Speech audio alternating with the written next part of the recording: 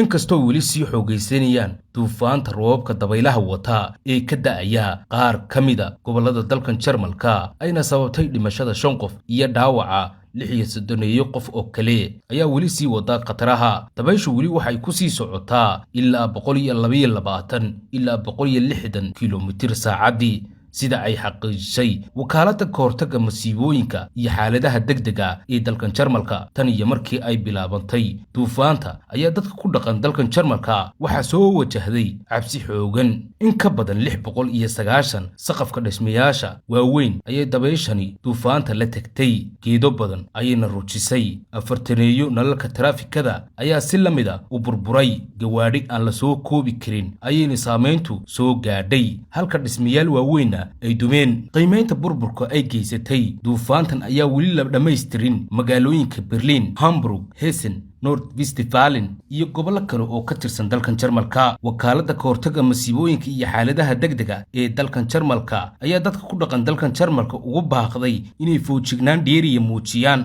iyadoo dalkan Jarmalka ay ku nool yihiin 83 milyan oo qof iyo gobollo kale oo kala duwan oo ka tirsan dalkan Jarmalka tan iyo Khamiistii oo ay ku dhufatay duufaano xoogan ayaa la mamnuucay mootooyinka iyo gawaadhida korontada iyadoo gobollada qaar la joojiyay waxbarashada iyo tareenada sabab la xidhiidha badqabka muwaadiniinta dalkan Jarmalka haddaan kaasiyo ayaa la faahfaahin kooban kin dawladdu way sheegaysaa in dadku ay is ilaaliyaan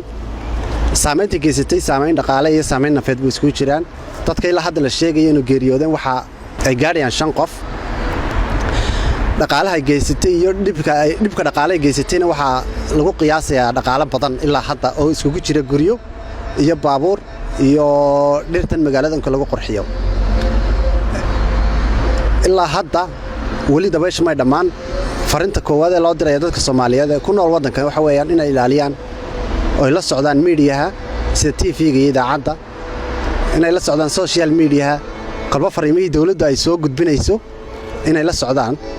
iskuulada qaar ayaa la joojiyay oo laga joojiyay in caruurtii loo gudbiyo iskuulada qaar gobollada qaar sida gobolkan Nordrhein-Westfalen marka kale way isku jirtaa TV-da Soomaalidana waxa weeyaan inay ka qayb qaataan habkii kolba wacyigelinta dadka iyo meesha dhibku ka jiro waa ayaa la mudakar MMTV Jarmalka.